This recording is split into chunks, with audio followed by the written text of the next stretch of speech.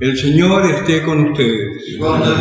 Del Santo Evangelio de nuestro Señor Jesucristo, según San Juan.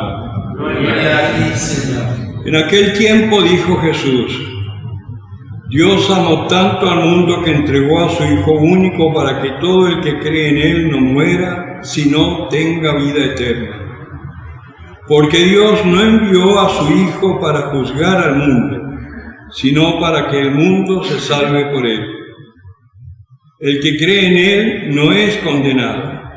El que no cree ya está condenado porque no ha creído en el nombre del Hijo único de Dios.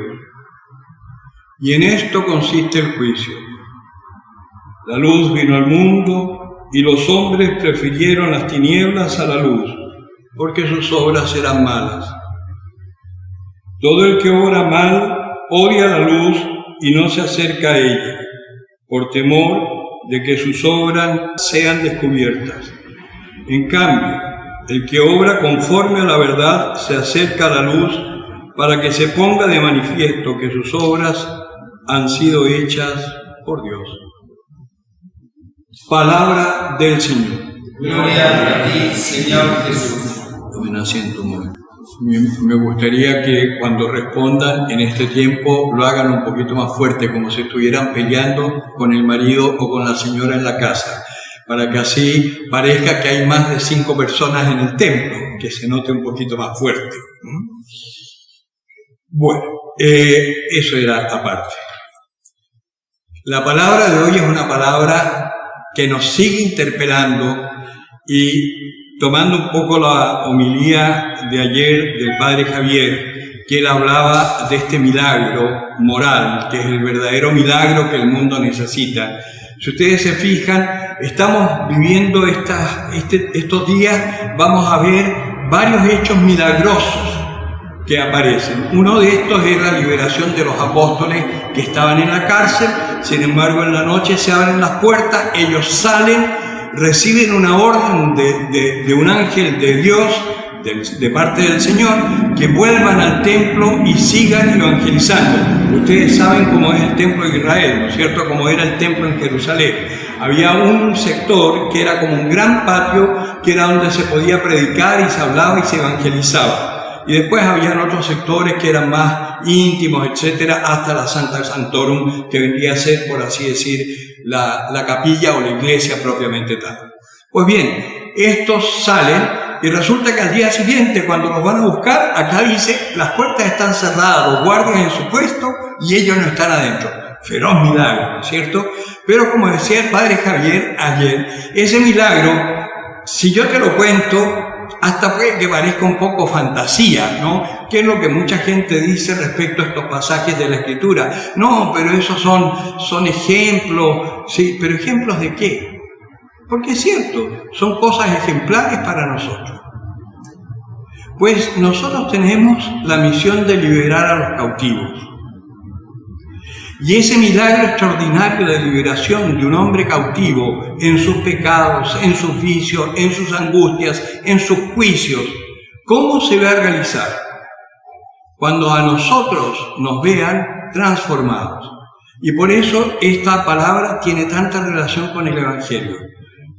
¿Nosotros somos de la luz o somos de las tinieblas? ¿Cómo se sabe cuando un hombre es de las tinieblas o cuando un hombre es de la luz? Es muy simple. El hombre que está en la luz no tiene miedo de su historia, ni tiene miedo de lo que puedan decir de él a raíz de su historia, porque ha sido iluminado por Dios y su historia está saneada por la luz que el Señor le ha dado a su corazón y que ha hecho que él empiece a transformarse y a vivir de una forma diferente. Puede perdonar, puede amar, puede vivir una vida sexual contraria a lo que propone el mundo, que propone el libertinaje, y lo puede vivir si es soltero en castidad, si es casado en castidad, porque también el casado necesita una castidad, y la castidad del casado, ¿cuál es? El respeto mutuo. A veces los hombres somos demasiado alzado, por así decir, y muchas veces le exigimos a la mujer que porque es nuestra mujer tiene que respondernos sexualmente, ¿no? Cuando yo quiero, ¿no? Y resulta que hay un respeto mutuo. A veces la mujer no solo le duele la cabeza porque no tiene ganas, sino que realmente tiene periodos en donde la mujer es mucho más tranquila que nosotros. Y ahí está la castidad, un amor que es de donación. Eso es la verdadera castidad. Y en el soltero es la continencia. Los que vivimos solteros tenemos la gracia del Espíritu Santo para poder vivir nuestra sexualidad en castidad. ¿Se imaginan si eso lo llega a ver el mundo? Que es posible que no te vuelves neurótico si tú vives tu sexualidad sanamente, alegremente. Eso transforma el mundo. Cuando uno puede decir, no, esta promiscuidad que están promoviendo no es necesaria porque hay una gracia y yo soy testigo de eso. Eso transforma el mundo, eso libera a las personas. Hoy los seres humanos están cautivos en el mundo por toda la ideología carnal que nos están metiendo dentro. Toda esta cosa en la ideología de género y todo va a eso, a desvirtuar la naturaleza del hombre. Y precisamente eso, en vez de liberar al hombre, porque claro, las mujeres, por ejemplo, las feministas dicen, las mujeres se tienen que liberar. ¿Se liberan realmente? ¿O quedan cautivas de una ideología que al final las lleva a la muerte y a la frustración? Yo he conocido a algunas feministas, no he conocido a ninguna feminista alegre. Siempre son rabiosas, enojadas, alegadoras, ¿no? No he conocido realmente libre o a un homosexual que sea verdaderamente feliz. Yo por la vida que llevé, yo que fui actor, que fui cantante, conozco mucho eso. Y hay gente que es maravillosa, o sea, no es que los homosexuales son todos unos perversos, no, están perdidos. Yo tuve muy buenos amigos, pero no eran felices. No eran felices. Y yo mismo, viviendo una vida de placer, de vicio, y lo digo sin vergüenza, ¿no? Porque el Señor me ha rescatado, tampoco era feliz. Tenía plata, tenía un montón de gente alrededor de mí que se decían amigos y que no, en el momento de los que hubo, cuando quebré, cuando me estafaron, cuando vino la depresión en el año 84 en Chile, que yo me quedé en la calle, esos amigos desaparecieron, me quedaron 4. 2 amigas y 2 amigos, nada más. El resto estaban porque yo tenía plata y porque yo tenía abierta mi casa para todo. Pues bien, eso cautiva al hombre y lo mantiene prisionero y en la angustia. Y la misión nuestra es anunciar y no tener miedo. Va a llegar el día en que nos van a perseguir, no tener miedo. Porque al final el amor es lo único que vence.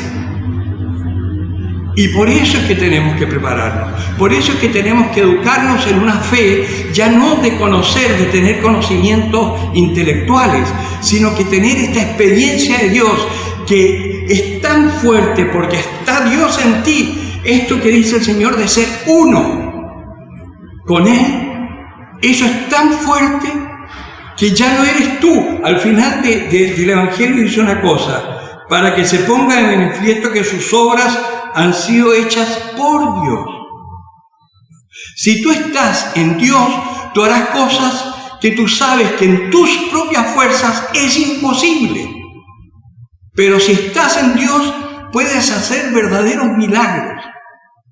Y como decía el Padre Javier, milagros que son morales, el amor, la unidad, el que la iglesia tenga un mismo sentir, que la gente cuando nos vea diga, mirad cómo se aman, como decían antiguamente. En cambio hoy, ¿qué es lo que dicen? Uy, estos van a golpearse el pecho y después hacen lo que se les da la gana afuera. A son los beatos, ¿no? Pues no, tenemos que aprovechar este tiempo en donde nos toca estar en familia, donde nos toca estar a veces sin mucho que hacer, ¿no?, aprovechar de hablar con los hijos, de escrutar las escrituras, de orar, de rezar el rosario, de estar conectados con Dios, de poder hablar de nuestros sufrimientos unos con otros, para conocernos realmente.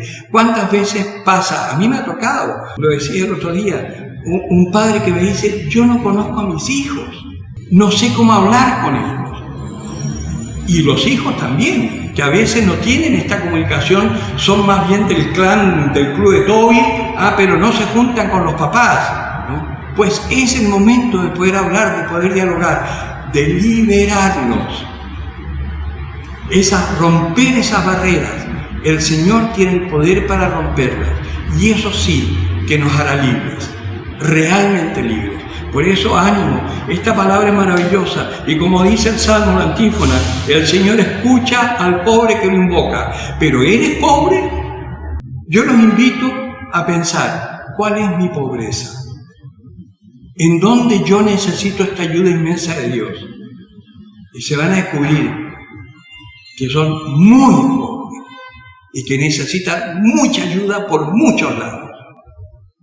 Y yo les garantizo una cosa: ustedes le piden al Señor y el Señor responde. Eso lo firmo.